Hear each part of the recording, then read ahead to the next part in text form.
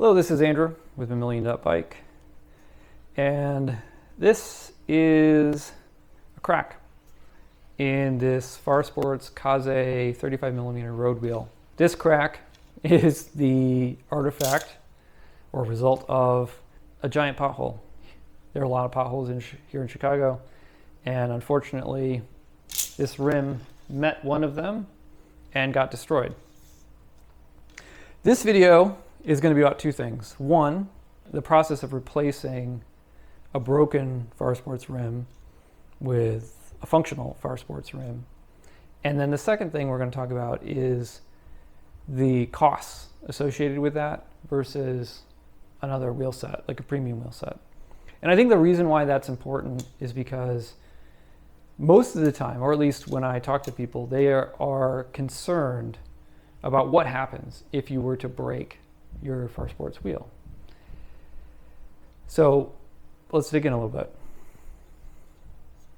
This rim was $193.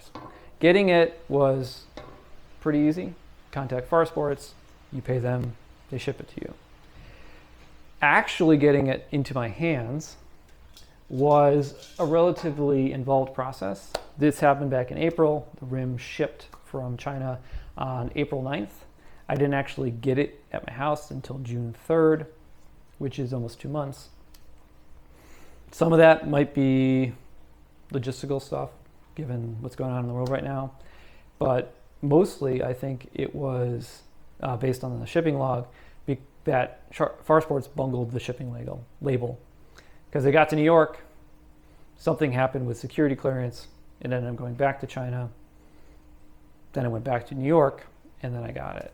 So I'm assuming a little bit here, but I think it's probably a pretty safe assumption that they messed up the shipping label. So that's not awesome. Then took to a local bike shop. They built it up. That took about 2 weeks. So 2 months, 2 weeks, got the rim back. That probably should have taken about 1 month and 2 weeks, which is an interesting number or length of time, because I also have an experience with a Reynolds Attack wheel set. And Reynolds is one of those brands that has a really good, they're actually one of the first to have a really good crash replacement, where for the original owner, you're covered. Broke the rim, sent it off, came back about a month and a half.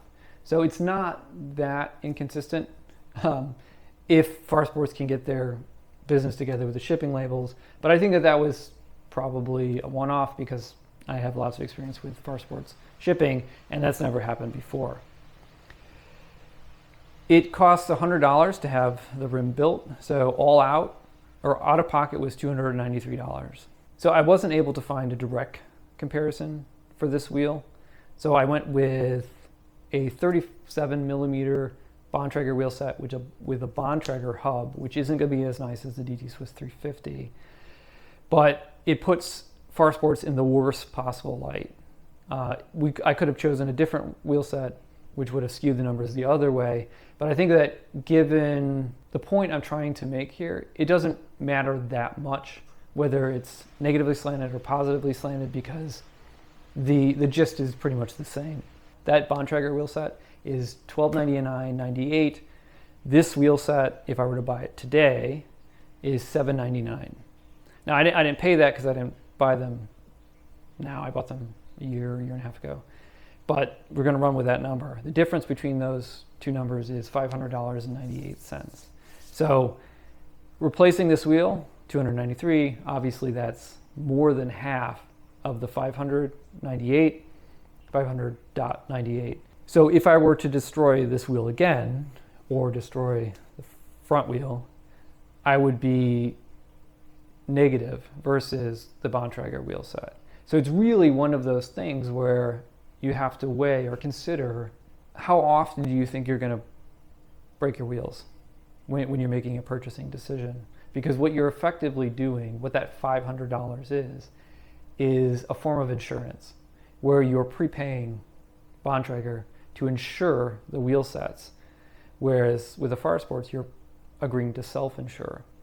So if you break a lot of wheels, it totally makes sense to go with something like a Bontrager wheel set or a Reynolds or Envy or whatever, Whereas if you don't break that many wheels, something like the Farsports can make a lot of sense, because you're saving that money up front and then taking on the risk that you might need to pay later to get the wheels replaced. So it pretty much comes down to your personal feelings around risk tolerance and your willingness to self-insure or buy insurance when you're buying a wheel.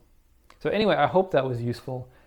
If it was, go ahead and like the video, subscribe to the channel. If you have any questions or comments, drop them below and I will get to them as soon as I can. Thanks.